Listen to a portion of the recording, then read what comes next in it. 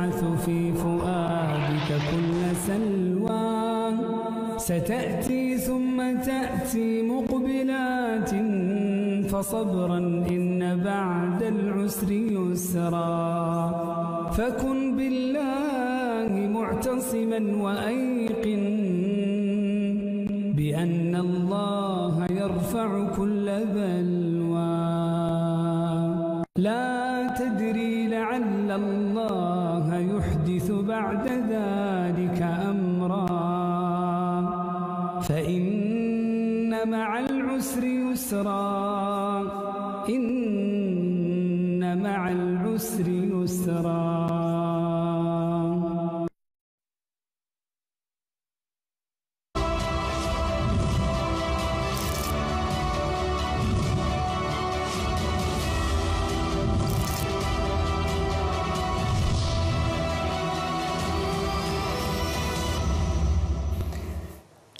Assalamualaikum and salam muhibah. I would like to first and foremost wish all our Chinese friends here in Malaysia and across the globe a happy Chinese New Year, Xin Nian Kuai Le. It is in this festive season that we cherish the spirit of harmony and peace, which also reflects our support for the strife of our Palestinian friends in Gaza. And our today's discussion will be evolving around the situation of the latest ceasefire episode in Gaza in particular. And let us start by looking at the shrinking landscape of Palestine, because over the decades, the land which was once predominantly owned by the Palestinians has now diminished significantly, and we have seen how the geography and dynamic has changed tremendously. We can imagine the rich and sprawling lands of the vibrant communities before the occupation, but today what we can see is a ruin, a total stark transformation of the location over there.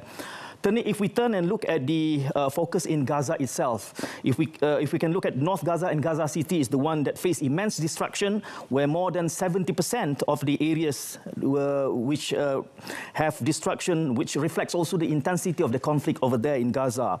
And tragically, we can see that more than 46,000 Palestinians have lost their lives, including more than 17,000 children, which definitely will impact the development of Gaza for generations.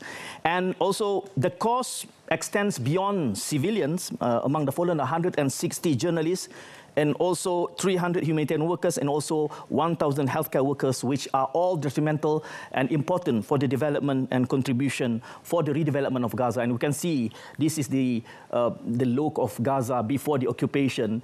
And what we will show to you all is how it looks like now, a stark transformation from before the occupation up until now. This is the reality that we're facing, which resembles or describe to us graphically the conflict and the intensity of the conflict over there in Gaza. And of course, the loss of the civilians is something which is very important for us to reflect upon, and also the damage which I described earlier, more than 70% destruction concentrated in north of Gaza and also in the city of Gaza itself. And of course, the costs which will have to be borne by the redevelopment process will definitely cost millions, if not to be borne by the whole of society and also the Palestinian brothers.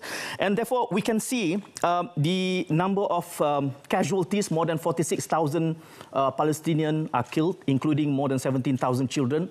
And of course, that is only in Gaza, and if you look at the West Bank, there are more than 800 Palestinians lost their souls. And this is a reality that we have to deal with, and some of the inputs that we are going to discuss further during our discussion. And of course, I mentioned earlier the number of journalists, the fallen ones, more than 160 journalists, 300 humanitarian workers, and also 1,000 health workers.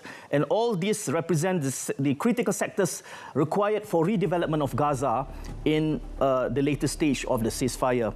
And of course, it was the Prime Minister of Qatar which announced the ceasefire, which brings a glimmer of hope so that we pray for a lasting peace and harmony in Palestine. And of course, this ceasefire will unfold in 3 stages.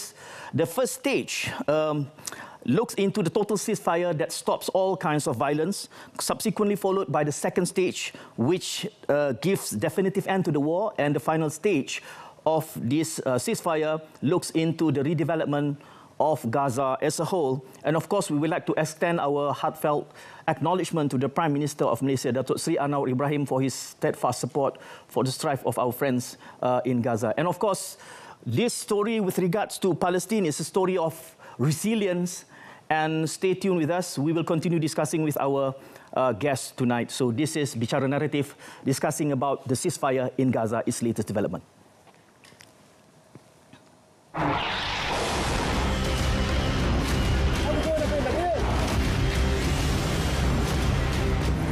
After a war filled with suffering, a ceasefire between Israel and Palestine has finally been achieved. This agreement, supported by mediating countries, brings new hope to the devastated Gaza and its affected population. The first phase of the ceasefire involves the large-scale delivery of humanitarian aid to Gaza, supplies of food, medicine, and essential needs that have been eagerly awaited. The people of Gaza who were forced to leave their homes can now return to rebuild their lives amidst the disruption. The ceasefire agreement also saw the release of Israeli and Palestinian hostages, making an important first step toward peace.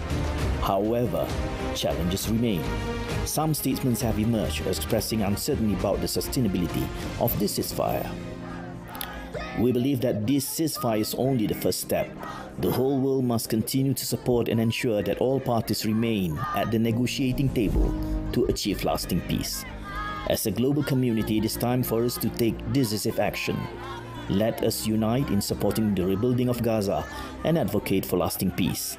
We must actively engage, offer resources, and stand together to create a future where all people can live in safety and dignity.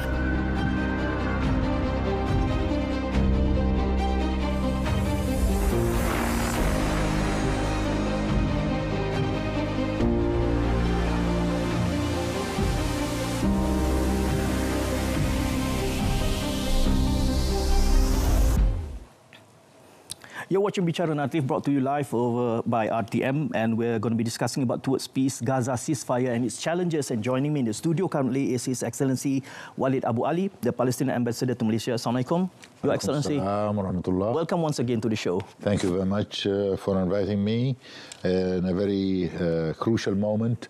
But before we start, let me just wish all the Chinese community a happy Chinese New Year. Yes, of course. Yesterday I was invited to the Indian reception, so we wish all Indian community a happy India Day. Okay. And of course, as Muslims, we celebrate the Isra and Mi'raj. Exactly. Which is a very important occasion as well for us as Palestinians and for all Muslims around the world. So, Alhamdulillah. Since Malaysia accommodates Muslims, Chinese, Indians, I wish them all a very happy occasion. Alhamdulillah, we enjoy that peace and serenity here over in Malaysia. And we have seen the development starting from the starting point of the onset of the ceasefire up until today. There has been mixed reaction. There are so many perceptions being reported across all the international media. I would like to hear it from you. Walk us through from the process of the ceasefire up until now. How do you see the process? Let me start to say, from my position, we are very much happy that after 470 days of suffering, where so many casualties, so many innocent Palestinians were victims of this Israeli genocide, of this Israeli massacre, took them more than 15 months to achieve a ceasefire. First of all, we appreciate the efforts made by mediators. We highly commend the efforts of the Qataris, the Egyptians, the Americans, who were involved in achieving the ceasefire. But the major question is it going to be a temporary ceasefire, or is it going to be a permanent ceasefire? Okay. It's not the first war with Israel. Exactly. Our struggle kept going for more than 7.5 decades, and so many wars we experienced with the Israelis. And unfortunately, the Israeli government feel like they are very well immune and very well protected, and they violate the international law continuously. And as you know, although ceasefire was announced on the 15th of January and implemented on the 19th of January, But the Israeli government decided to shift the genocide from Gaza to Jenin and to Tulkarm in the West Bank. And the Israelis never stopped their daily attacks against Palestinians. All Palestinians are the same. Okay. The Israeli strike do not differentiate between this Palestinian in Gaza and that Palestinian in the West Bank. Okay. So will the international community be able to put an end to the Palestinian suffering, whether it's in Gaza or in the West Bank or even in the holy city of Jerusalem? Okay. You've said it yourself, Your Excellency, that it remains for us to see whether this ceasefire is going to remain. What are the challenges to ensure that it will last? Well, there's so many challenges. If the Israelis continue to disrespect the Palestinian rights, if the Israeli continue to strike and violate the international law, if the Israelis feel that they are very well protected by many of the Western capitals, if the Israelis continue to act as a superpower in the Middle East, are they going to achieve peace through such violation of international law? Israelis has to understand that building peace in the Middle East is the only solution for their own stability. Okay. Without working hard for peace, they will never enjoy peace, they will never enjoy live in peace, and they will never achieve stability in the Middle East. Okay. The Middle East is linked directly to the Palestinian cause.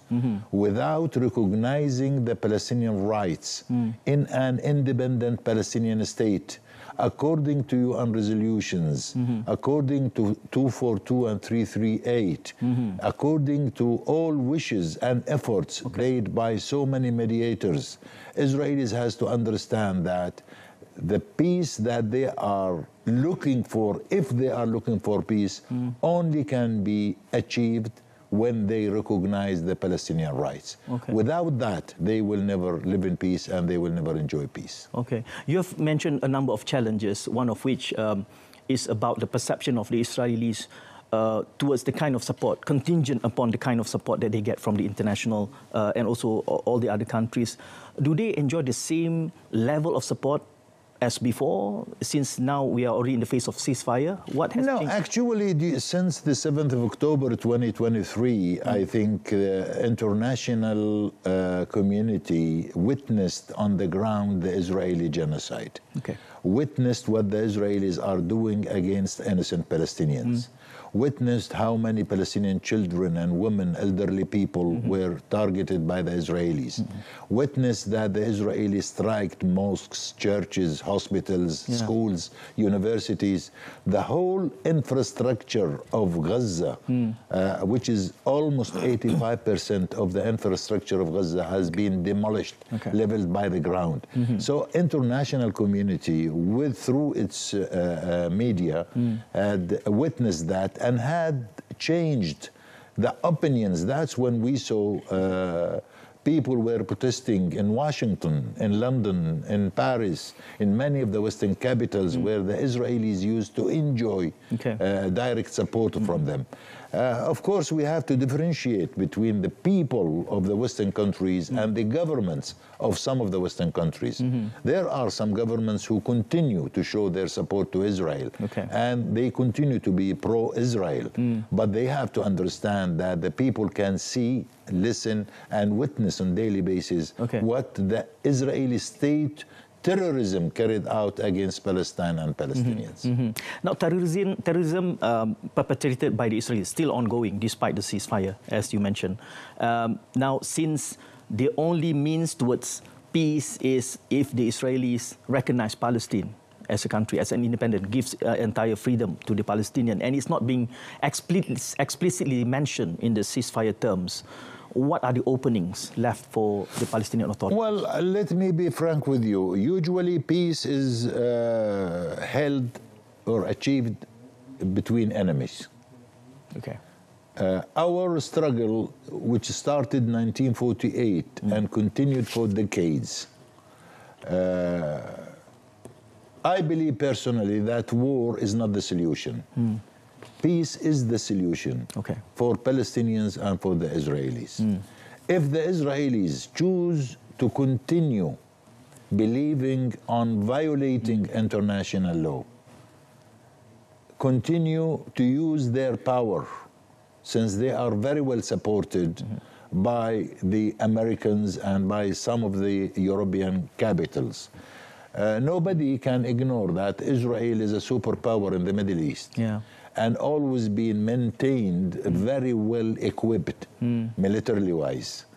But I believe through the last 15 months of experience in Gaza, they failed to achieve any of their objectives through the military choice. So they have to realize that through negotiation, through peace, things can be sorted out. If they continue to occupy, the top priority challenge for us as Palestinians is the Israeli occupation. Our land, which has been occupied since 1967 on the West Bank and in Gaza as a one unit, with Al-Quds, East Jerusalem as the capital. These territories, so many UN resolutions has been taken in favor of these Palestinian rights. Without the Israelis accepting to implement these UN resolutions on the ground, they will never achieve peace and they will never live in peace. As easy as that, the Israeli continue to occupy our territories, they will never achieve what they want. Your Excellency, we're going to take a short break and stay with us as we dive deeper into the latest development of the ceasefire in Gaza.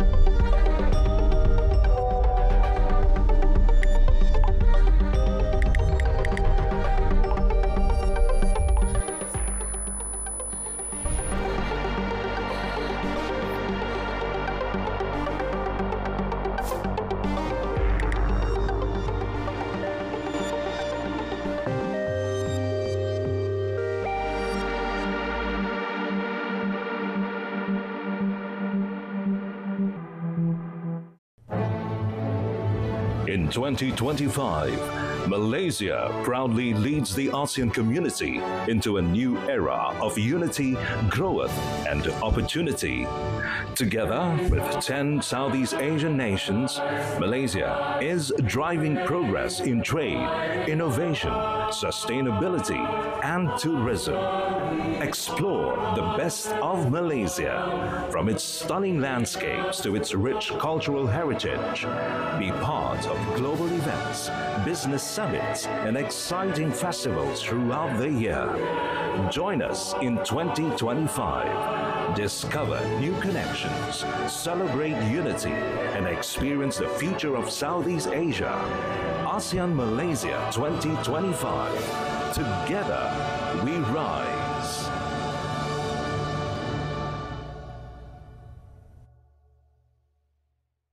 Cultivating urban farms for a sustainable future.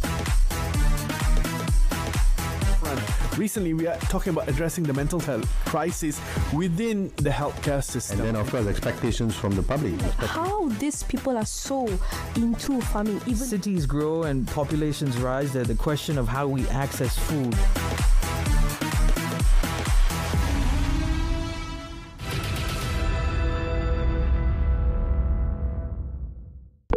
Kecemasan boleh saya bantu? Hello, there's been a motorcycle accident here. Maybe an elephant ran it over. Sir, there is fire accident at the address number 5 Jalan Tembika Shah Alam. PGO from FRT Shah Alam, there was no fire accident here, over.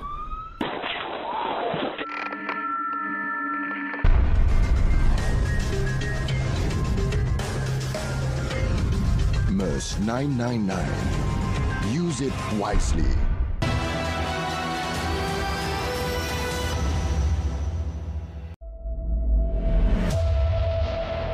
Stripping Palestinians of land that rightly belongs to them. This constitutes a gross violation of international law. There is also flagrant hypocrisy. Kalau dunia tidak berupaya, ialah dunia mengizinkan pembunuhan ramai-ramai.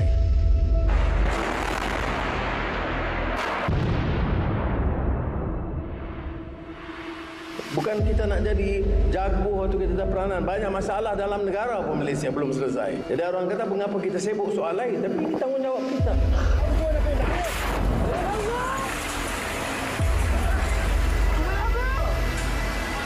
Sebab itu saya ambil waktu menemui sebanyak mungkin tokoh-tokoh daripada GCC tadi.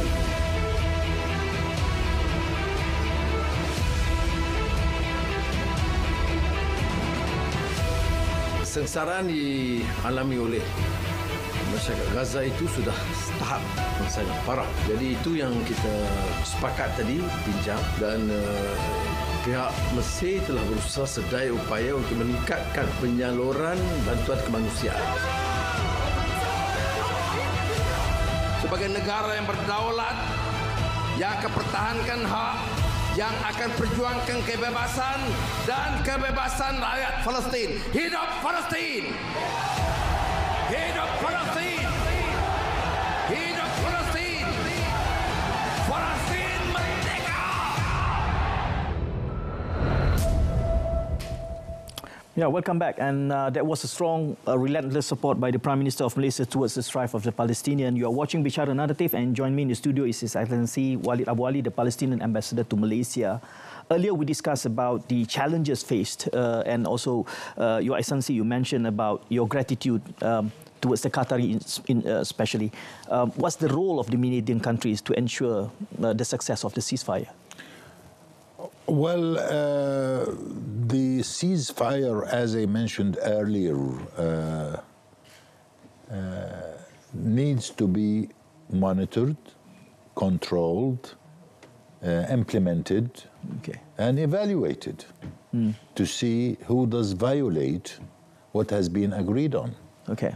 So the mechanisms that they agreed on, that they have their own representatives on the ground to monitor, witness, and see whether what has been agreed on is implemented or not. Okay.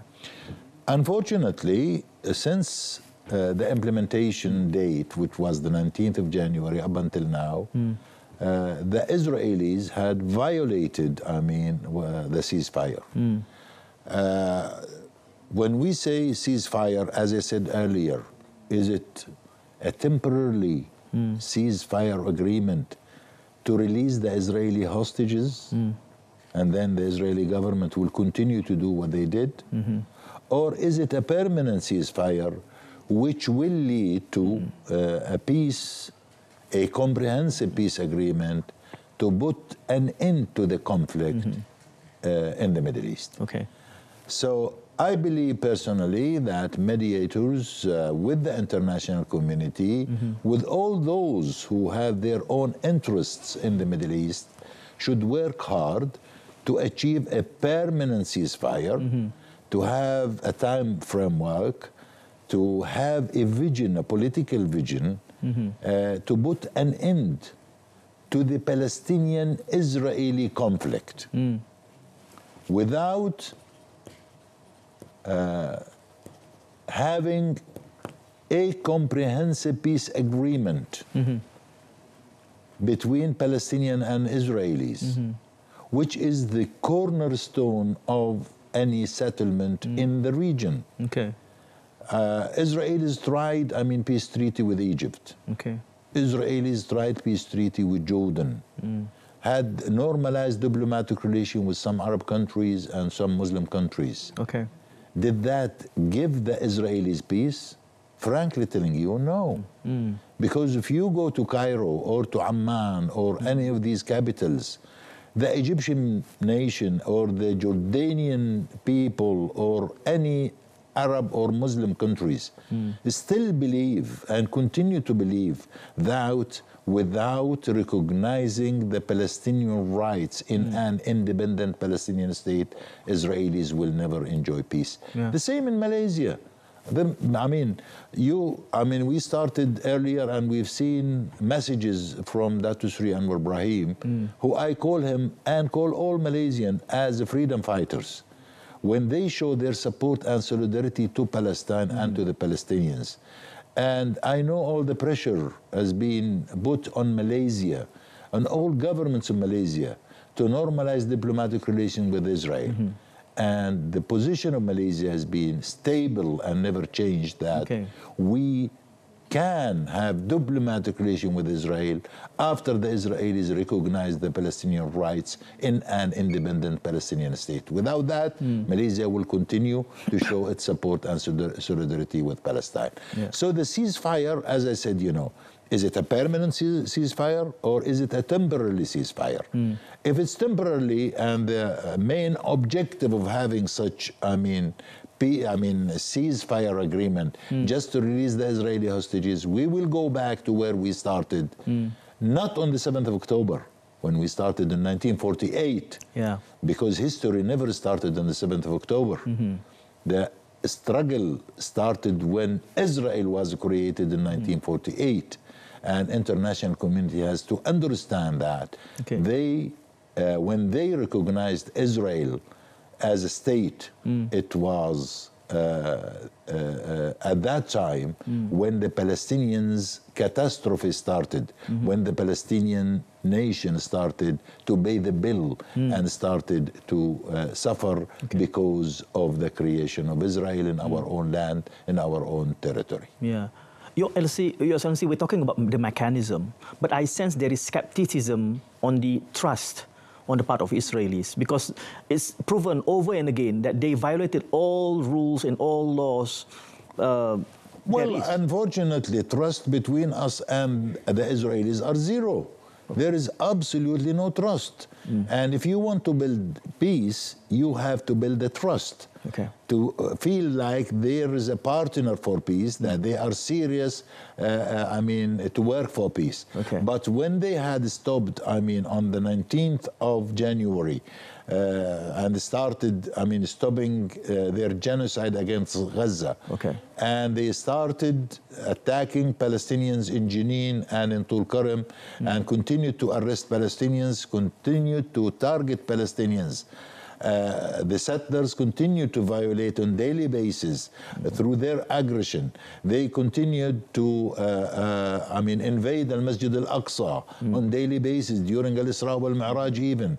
And these settlers supported by the Israeli police and the Israeli army.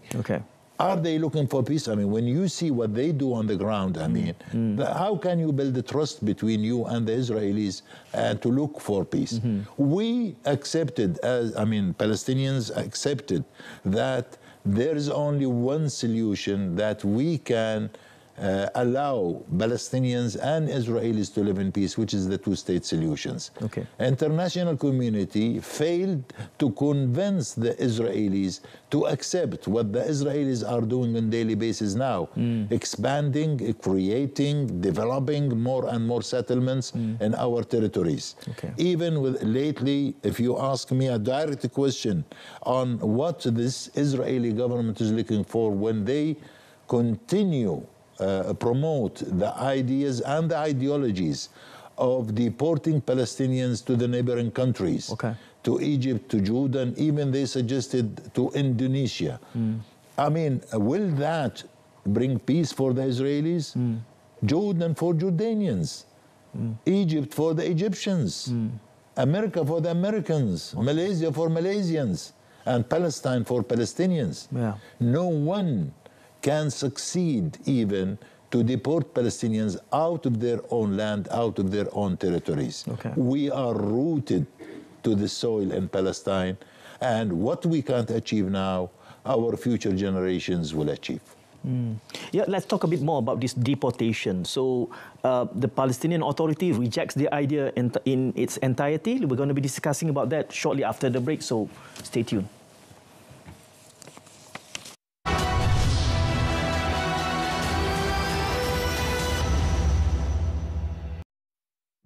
Papa, misses you much, Sharina.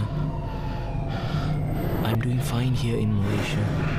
Malaysia is just nice. 300 for the rent, 200 for 2 absent days. You'll get 432 for the whole month. Although sometimes I've got a lot to do at work, just the thought that I could be with you and your mama soon keeps me going here. That's all. Good.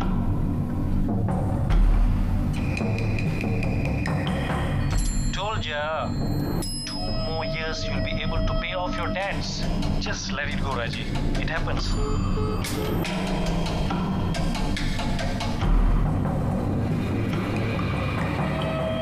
My name is Raji Ahmad. My dear daughter, Rina, forgive me for everything. Don't worry, I'll try my best to come back again.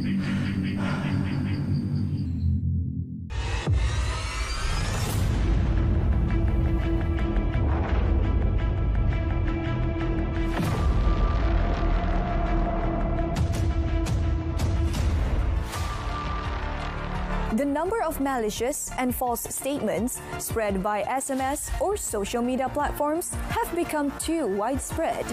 The public is advised to be careful and not fall for such ploys and sharing or forwarding such messages. Remember that spreading fake news is an offence under Section 233 of the Communications and Multimedia Act 1998.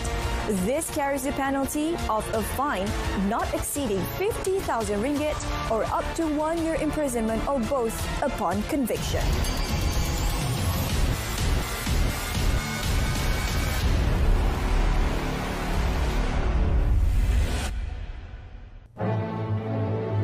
In 2025, Malaysia proudly leads the ASEAN community into a new era of unity, growth, and opportunity. Together with 10 Southeast Asian nations, Malaysia is driving progress in trade, innovation, sustainability, and tourism. Explore the best of Malaysia, from its stunning landscapes to its rich cultural heritage. Be part of global events, business summits, and exciting festivals throughout the year. Join us in 2025. Discover new connections, celebrate unity, and experience the future of Southeast Asia. ASEAN Malaysia 2025. Together, we rise.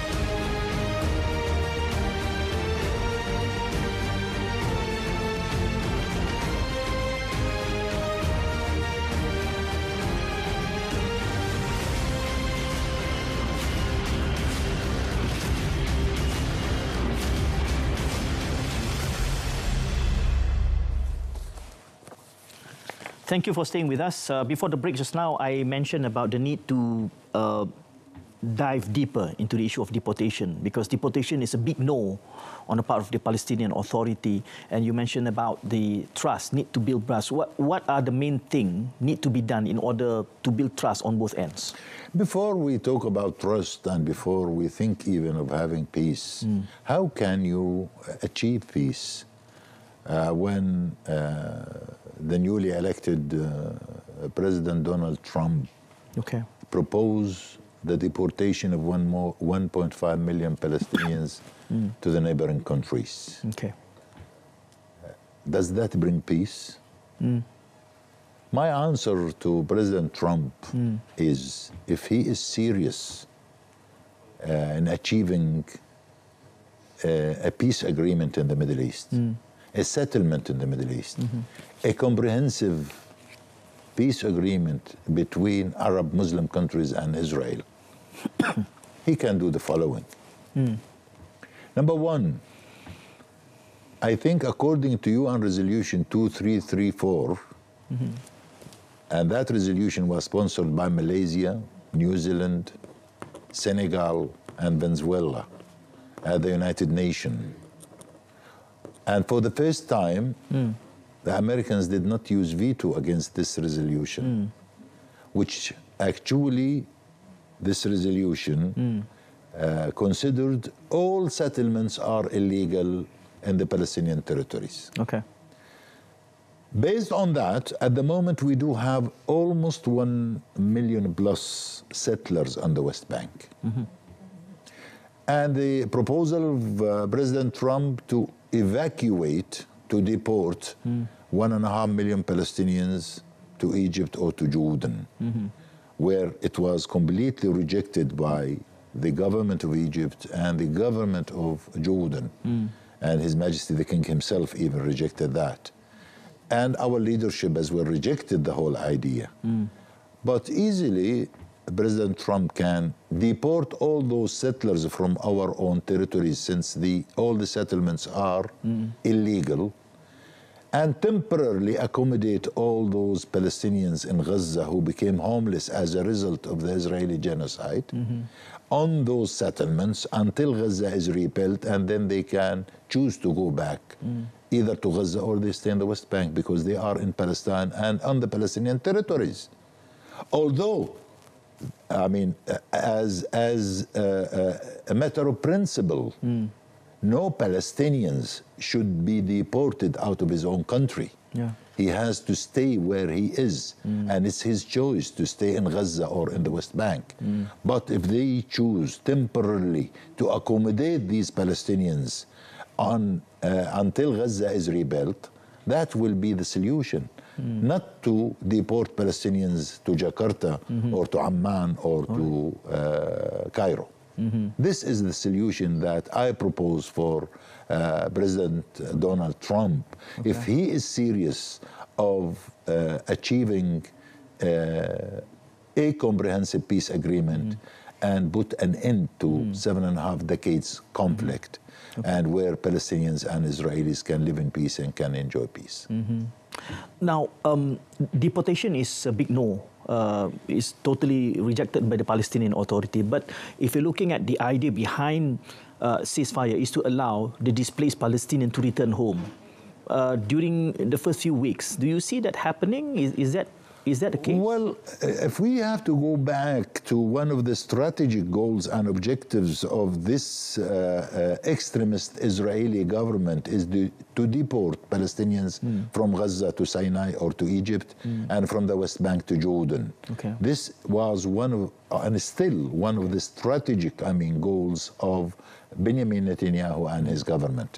But I believe since day one, when they were pushing Palestinians from north of Gaza to the south of Gaza, believing that they will cross the borders to through Rafah to Egypt and they will leave Gaza forever.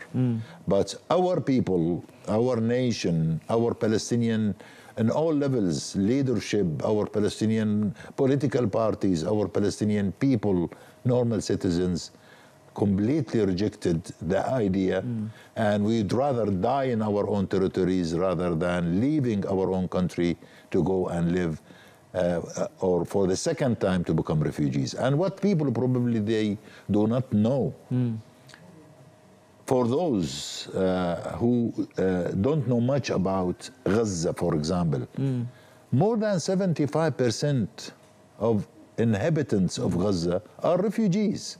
They were refugees since 1948, and they were living in Gaza.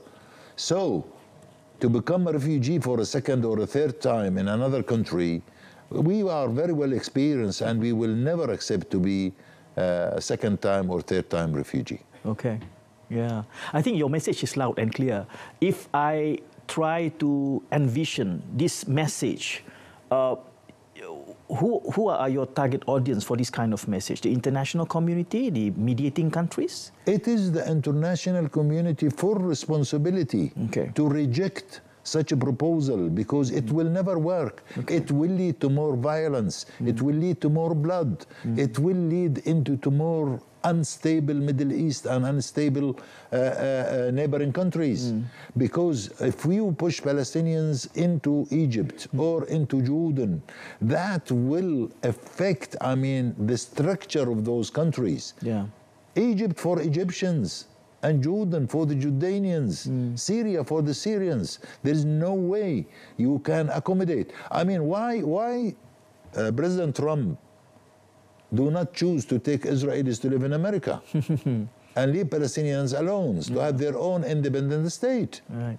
If he is able to convince international community to push Palestinians to deport into Egypt or to Jordan, he can do that with the Israelis themselves. Israel was created in 1948 in our own land, in our own territory. So we accepted to live side by side with Israel and 28% of historical Palestine, just to live in peace, similar to any other nation around the globe, where we can enjoy peace and security beside Israel. So if international community wants to implement a final resolution, a final peace agreement between Israelis and Palestinians, they have to fully recognize an independent Palestinian state and implement a comprehensive peace agreement on the ground immediately. Without that, the Middle East will continue to suffer. The Middle East will continue to be a risk under violation of international law. Yeah. Your Excellency, it seems like the international media adamant in putting Hamas into a corner by stating that this peace is contingent upon the agreement and behavior of Hamas. How do you respond to this? Let me make it clear. The issue is not Hamas. The issue is the Israeli occupation. Hamas or Fatah or all Palestinian freedom fighters and all levels, as I mentioned earlier, among those casualties in Gaza, among the 47 plus dead people in Gaza, are they Hamas? I mean, when you talk about 12,000 children, when you talk about 18,000 women, when you talk about Israelis striking and targeting churches in Gaza, mosques, schools, universities, are those Hamas? The main issue is what the Israelis are doing, the Israeli genocide, which targeted the whole infrastructure of the Palestinian who were under siege for 16 years. What had happened on the 7th of October, whether you are with or you are against, whether you agree or you disagree, 7th of October was a result of the Israeli occupation to our own territories. If international community had recognized the Palestinian rights, had helped Palestinians to achieve a peace agreement with Israel, we could have avoided the 7th of October. We could have avoided what had happened. We could have avoided 15 months of Israeli genocide, which was carried out against innocent Palestinians. Yeah. You mentioned earlier that this is the longest, the hardest war ever experienced. So it doesn't change anything with regards to the stature and attitude of the Palestinians. They're so resolved in what you expect when you see Israel maintained as a superpower in the Middle East, very well equipped, and they used all their power against innocent Palestinians and continue to be supported by many capitals and provided with an update, most sophisticated military equipment in addition to all technology that they have. Israelis were controlling the air, the sea, and the land of Gaza. And Gaza is a very small geography, targeted by this Israeli military machine with all its capabilities. Of course, I mean, it's the hardest. They continued. When Benjamin Netanyahu announced at the beginning on the 7th of October, that he has a few goals and objectives that he wants to achieve. He wanted to release the hostages. Through 15 months of fighting, or 470 plus days, did he manage to release the hostages? No. When he said we want to demolish Hamas, for 470 plus days, did he succeed doing so? No. He wanted to deport Palestinians from Gaza. Did he manage to do so? No. So finally, he chose negotiation, and he chose, I mean, to talk, to sit down around the table and achieve the prisoners exchange with Palestinians. And it's not the first time we exchange prisoners with Israel. In 1983, you were too young probably. 1983. I remember that. We exchanged with Israel. We released 4,700 Palestinian prisoners. I think that's the biggest number ever. Ever, yes. And we released as well, and when, as a result of Oslo Accord, you know, and when Palestinian Authority was created, we achieved. Before the 7th of October, we had 5,000 Palestinian prisoners in the Israeli custody. At the moment, you know, you have an idea how many we have? No. Since the 7th of October up until now, we have 17,000 Palestinian prisoners. So, and they continue to arrest on a daily basis from Gaza and from the West Bank. And there are more than 20,000 Palestinians missing, whether they are in the Israeli custody or they are dead under the rebels in Gaza. So, will Benjamin Netanyahu and his government, with his two settlers ministers, Ben-Gvir and Smotrich, understand that war is not the solution?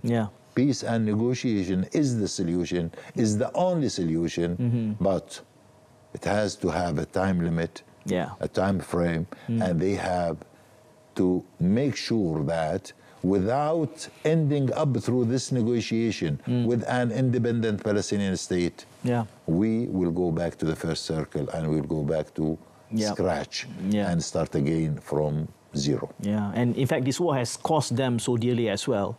And the fact that they failed to achieve the objective is something which we will be dealing further. It's time for us to take a short break, and immediately after that, we'll be coming back to discuss further about the ceasefire in Gaza. Stay tuned.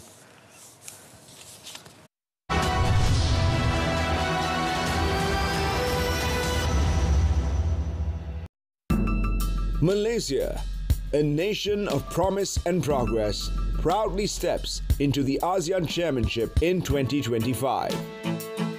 A decade ago, we held the chair as the ASEAN community was born in Kuala Lumpur. And now, Malaysia is once again ready to drive progress and empower the people of Southeast Asia. ASEAN is now more than an association of nations.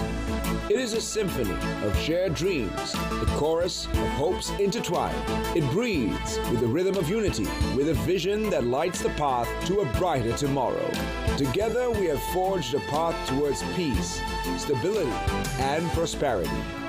Through the trials and triumphs, ASEAN has grown even stronger. Today, we stand as an economic powerhouse, poised to become the world's fourth largest economy. Our resilience is unshakable, our resolve unwavering. In 2025, we will forge ahead, bold, confident, and unyielding. This is ASEAN's moment to shine. As chair, Malaysia will embrace the future with a clear vision. We will champion inclusivity, creating a region where every voice soars and no one is left behind. We will drive sustainability in all we do, securing the long-term well-being of our people. Together, we will build a future where everyone can thrive.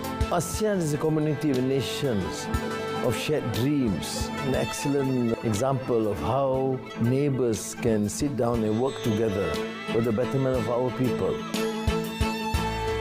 In 2025, under the guiding light of the ASEAN Community Vision 2045, a new chapter will begin.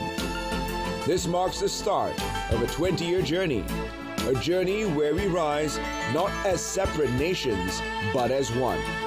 One community, bound by progress, peace, and purpose. One vision, driven by the promise of a greater future for generations to come. Together, we will shape a future of shared peace, stability, and prosperity, where our unity drives us forward and our legacy endures. Welcome to where it all begins anew. Selamat datang, welcome to Malaysia. In 2025, Malaysia opens its doors to ASEAN, a celebration of unity and culture, bringing every moment of ASEAN 2025 to you, only on RTM.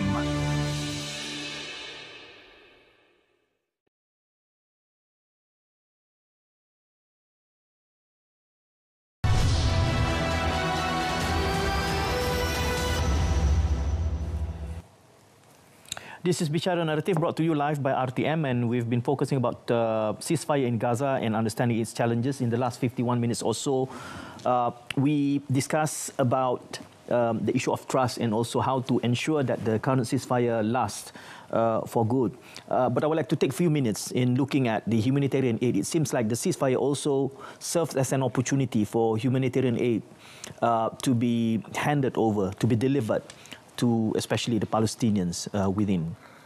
Well, I'm glad you had raised up this issue. From the beginning, I think international community witnessed that Israelis used starvation as a punishment for the Palestinians, which resulted in 2.3 million Palestinians suffering of starvation.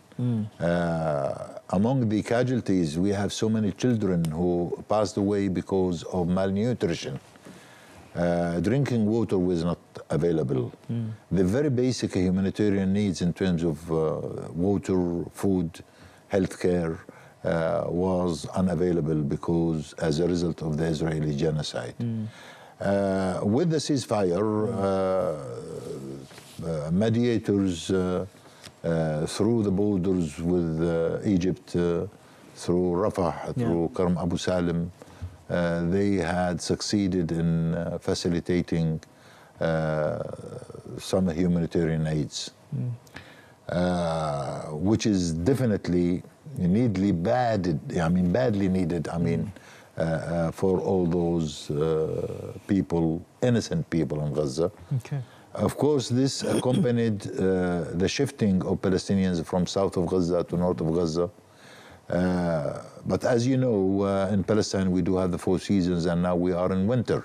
And winter is a very cold weather where people did actually die because of the cold weather. So even those tents who were provided to some of those refugees when they left from north of Gaza to south of Gaza, these tents were damaged and destroyed, so they have to rebuild. At the moment, they are in the process of building some new refugee camps in the north of Gaza to accommodate those who decided to go back to their own houses in the north. But there is no houses because it was all demolished and all destroyed. So as per the priorities, as we mentioned earlier today or tonight, the priorities are: number 1, to maintain the ceasefire; number 2, to maintain a humanitarian corridor to enable those who are in need to find something to eat, water to drink, and to have some health care. These are top priority things needed.